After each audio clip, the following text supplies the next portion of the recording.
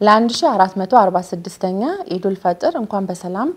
አደረሳችሁ ከኔ ጋር ባለፉት 30 ቀናት እንግዲህ የነበረው ቆይታ ስለ ጾም ያለው ጠቀሜታ ጾምን እንዴት አድርገን የህይወታችን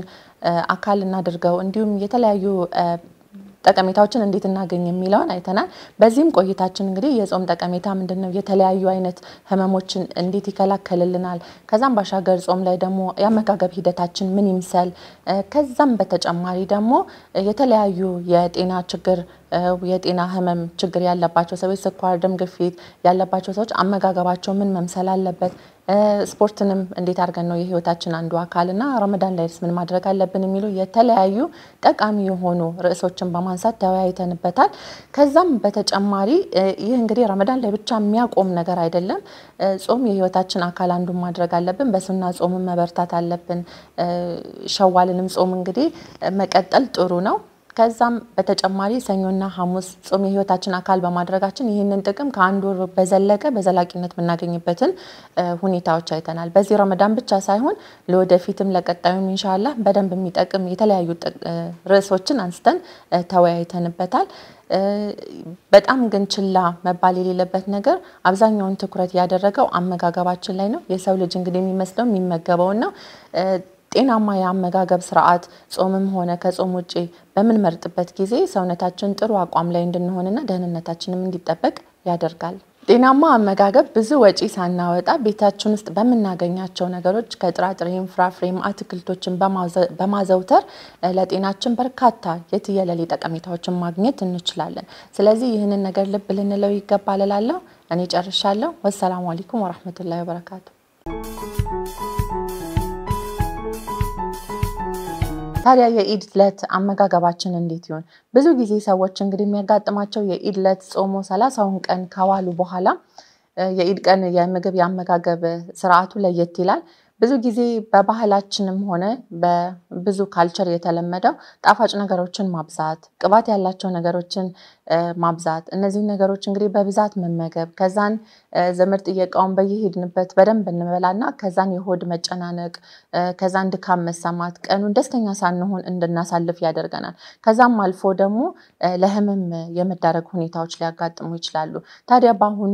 ኢዳችንን እንዴት አድርገን ቆንጆና ጤናማ አድርገን እናሳልፍ የሚለውን ስቴፕ ባይ ስቴፕ የተወሰኑ ጥቆማዎችን ልስጣችሁና ለእናንተ ይሆናል ያልኩትን ላካፍላችሁ አንደኛ ኢድ ሰላት ከመሄዳችን በፊት ሱናችን ራሱ ዲናችን ራሱ ያማረ ነው ምናፈጥረው አፍጥረን ነው የምንሄደው የኢድ ሰላት አይደል ስለዚህ በመናፈጥረበት ጊዜ ቴምርና ውሃ ነው የምንጠቀመው ስለዚህ ቴምር ከ3 እስከ 5 ፍሬ ቴምር ተጠቅመን ውሃ ጠጥተን በንሄድ የቴምር ጠቀሜታ ውስጡ ብዙ ኮምፕሌክስ ሹገር ነው ያለው ከዛም ባሻገር ፖታሺየም አለው የተለያዩ ንጥረ ነገሮች ፋይበርም አለውና ለሰውነታችን ለአንጀት ተስማሚ ነው ቴምር ስለዚህ ያንን አድርገን ኢድ ሰላት እንሄዳለን ከኢድ ሰላት በኋላም ከመጣም በኋላ ምን ይሁን ታዲያ ቁርስ መመገብ ይኖርብናል ቁርሱ ደግሞ ከምን አይነት ነገሮች ይዘት ቢኖረው ጥሩ ነው ቁርሳችንን አሁንም ጣፋጭ ነገሮች የበዛበት ቅባት የበዛበት ከመሆን ቅባትን ኢቭን ማስቀረት ማንፈልግ ቅባት ምን ወድ ሰዎች ከሆነን ጤናማ ቅባት አማራጮች አሉ ለምሳሌ በቅቤ ፋንታ ኦሊቭ ኦይል እነዚህ ሄልዚ ፋት ያላቸው ጤናማ የቅባት ይዘት ነው ያላቸውና በዛ ምትክ መጠቀም እንችላለን ጣፋጭ ነገር ምን ሰራ ከሆነ ደግሞ ተፈጥሯዊ የሆኑ ጣፋጭ ነገሮችን ብናካትት ለምሳሌ ኬክ ስንሰራ ሙዝ ቴምር እንደዚህ አይነት ነገሮች ተፈጥሯዊ ሹገር ያላቸው ስኳር ያላቸው ነገሮች ምግባችንን በመናበስልበት ጊዜ እንግዲህ እህቶችና እናቶች ይሄንን ኢንቲግሬት አድርገነው ብናበስል አርቲፊሻል ስኳርን የመጠቀም ሁኔታችን ይቀንሳል ማለት ነው ያ ደግሞ በአንድ ጊዜ ስኳር መጠናችን ከፍ ብሎ ሰውነት መጨናነቅ የሆድ መጨናነቅ ሌላ ደግሞ እንዲሁም ድካም መሰማት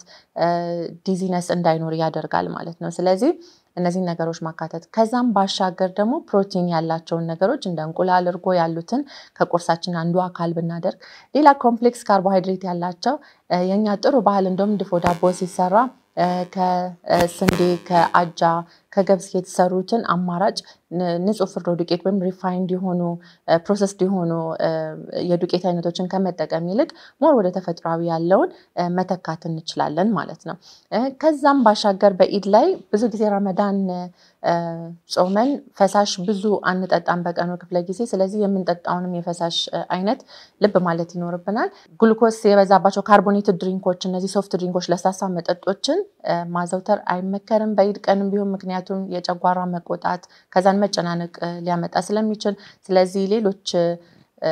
ስኳር መጠናቸው ዝቅ ያሉ መጠጦችን፣ ጁሶችን መጠቀም ይኖርብናል ማለት ነው። ግን ልብ መባል ያለበት በኢድ ጊዜ የምንበላው ምግብ በደንብ ማይንድፉሊ ትኩረት ሰጥተን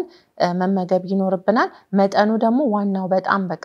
መቆጣጠር ያለብን ነገር ነው። ምክንያቱም ኢድ ነው ብለን ሁሉንም ስንበላ አንጀታችን፣ ጨጓራችን አብሶ በምንጾምበት ጊዜ በአንድ ወር ውስጥ ብዙ መብላትን ስላለመደ የመኮማተር ወይም መጠኑን የመቀነስ ሁኔታ ስለሚኖረው በአንድ ጊዜ ስናጨናንቀው ለሰውነታችን ለጤናችን መታወክ ስለሚያጋጥመን ማለት ነው። ከዛስ ውጪ ደግሞ ባሻገር ምን እናድርግ ብንል ምግብ ከተመገበን በኋላ ዘመድ ዚያራ ብዙዎቻችን ቤተሰብ ጥየቃ እንሄዳለንና ከበላም በኋላም ቢያንስ ከ10 እስከ 15 ደቂቃ ወክ ማድረግ መንቀሳቀስ በጣም ጠቀሜታ አለው። የምግብ መፈጨት ሂደቱን በተወሰነ መልኩ ስለሚያቀላጥፍልን ማለት ነው። ከዛም ባሻገር ኢቭን ጣፋጭ አንብላ ሙሉ ለሙሉ እናስወግድ ሳይሆን በመጠኑ እንጠቀም። ሐኪም ያልከለከለን ሰዎች በመጠኑ መጠቀም እንችላለን። አንዳንዴ ደግሞ የሚጠቅም ነገር ምንድነው? ከጣፋጭ ከወሰድን በኋላ ለምሳሌ ናትስ፣ ኦቾሎኒ እንደዚህ ነገሮችን በምንጠቀምበት ጊዜ ስኳር መጠኑ በአንድ ጊዜ ደማችን ውስጥ ከፍ እንዳይል ያደርጋል፣ የመቆጣጠር ሂደት ይኖረዋልና ስለዚህ ከፕሮቲን ወይም ከናትስ ከኦቾሎኒ እንደዚህ አይነት ነት ሲባል ሄዝልነት ብዙ አይነት ዝርያዎች አሉ። ከነሱ ጋር ኢንቲግሬት ማድረጉም ማቀናጀቱ ጥሩ ነው። ከዛም ባሻገር ማድረግ ያለብን